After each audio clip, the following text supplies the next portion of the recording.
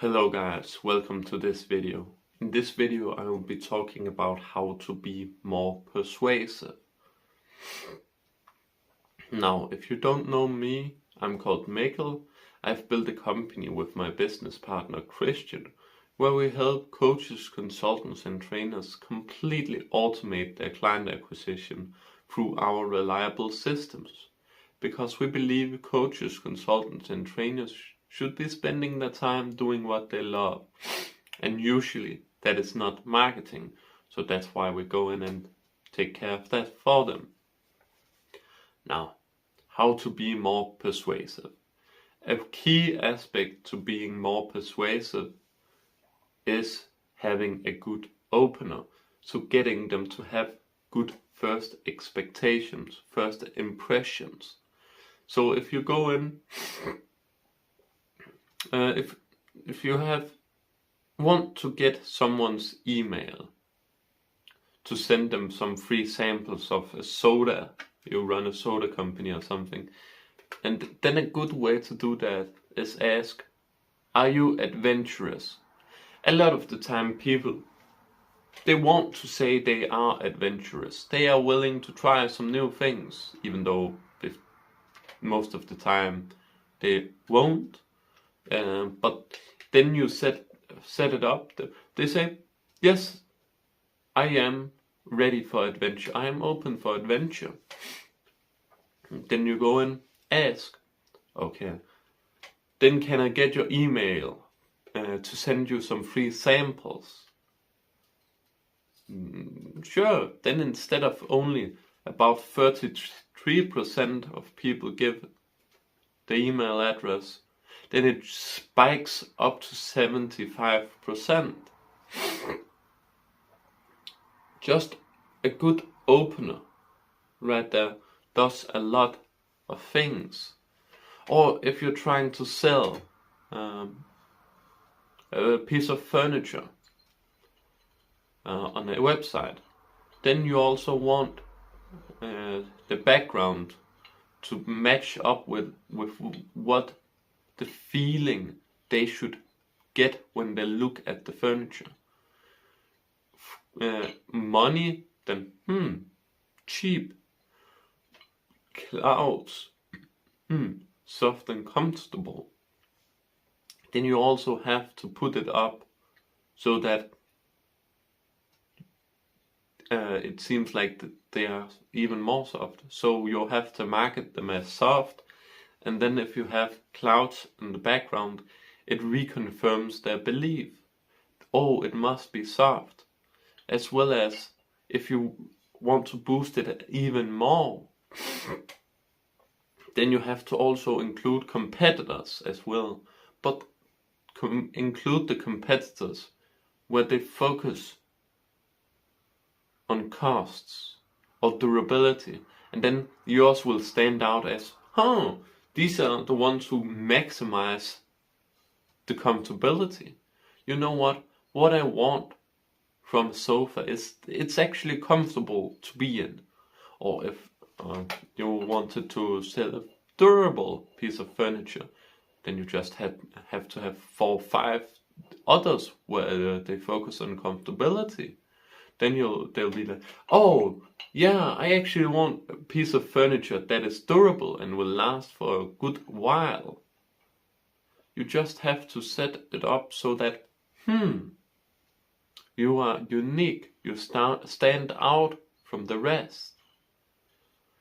Another way is, if, for example, you are in a board of directors meeting, you most likely aren't, but this is just an example.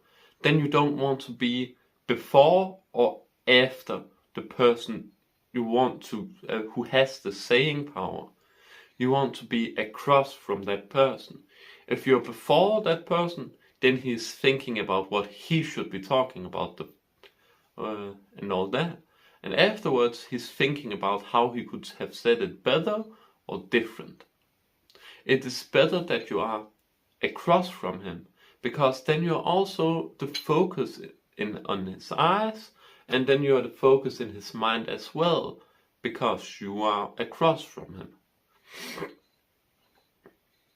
That is just some quick, easy ways to be more persuasive. Then there are, of course, also other ways. For example, if you want to persuade employees who do cold calling to perform even better, then when they start, then in their cold calling script, have a picture of something that describes success, perseverance, just keeping on going. There has been a study that shows that if it was a fundraiser team, two different people, one who had a picture of a female athlete running across the finishing line, and one who did not have that in their script. The one who did have it in the script ended up in a day raising 60% more money than the other one, just from a photo of a female athlete running across the line, persevering until they are done. Just these small psychological things make a giant difference when we're talking about being persuasive. You persuade them to more success. You just need these small pieces to really be more persuasive. There's also another thing you could do. You most likely are already doing it, but personalizing things. Just instead of having they or people, put in you. Then it feels like you're talking specifically to them instead of talking to a wider audience. They feel like you're talking directly to them. And what people like is when they feel like they have attention. And they will feel like, oh, they have your attention, then they should probably listen as well. So you just have to do that. And a great way to just get people to continue on coming is to have mystery involved.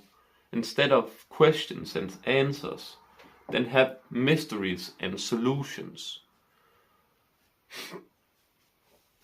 So tells a mystery story.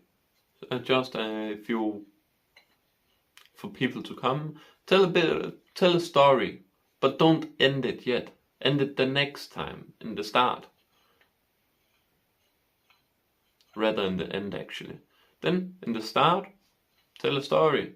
Then in the end, tell the end of the story.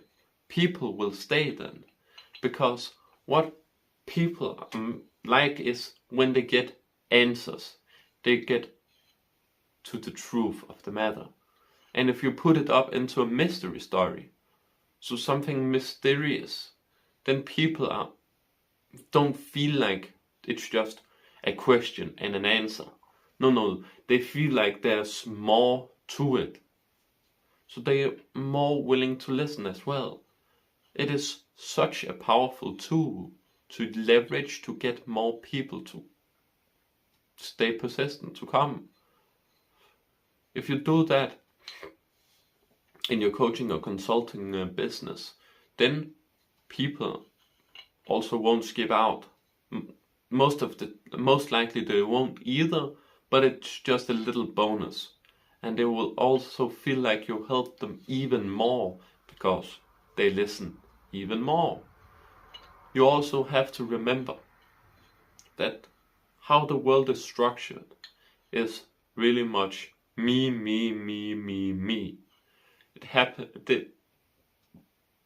How people are, it's about them. Specifically not them, or specifically them, not a wider audience, not the whole of America. No. What is specific is what happens to them. We have to remember that when we try and go in and be persuasive. The way we do this is, of course, doing what the different things I've been talking about this time. If you do these few different things, then you will be so much more likely to persuade people to actually come on, go onwards, and even selling them actually, just from these. And a really good one as well is just trust. Be human. I can come with an example here. It was a door-to-door salesman in the US. He sold fire alarm systems. They had one employee who was just went above and beyond the rest. He was the best one. The only difference between him and all the rest was all the time, every single time, he forgot some books for the test to explain a little more. So he forgot the books out in the car. So he had to go out to the car. So he asked if he could get the keys. And most of the time people were like, sure. So then they associate him with more close family, because it's only close family who has keys to their house. So just from that, they already associate him with someone who's close. And it's a lot harder to say no to friends than it is to say no to strangers. So they are much more likely to buy as well. Just do some of the things I've talked about today, and you will see a monumental difference in how persuasive you can be. But that was pretty much it for this video. If you liked the video, go ahead and give it a like. If you have any questions, then feel free to comment them down below. Otherwise, have a great day. Oh, and remember to subscribe, guys. Bye bye.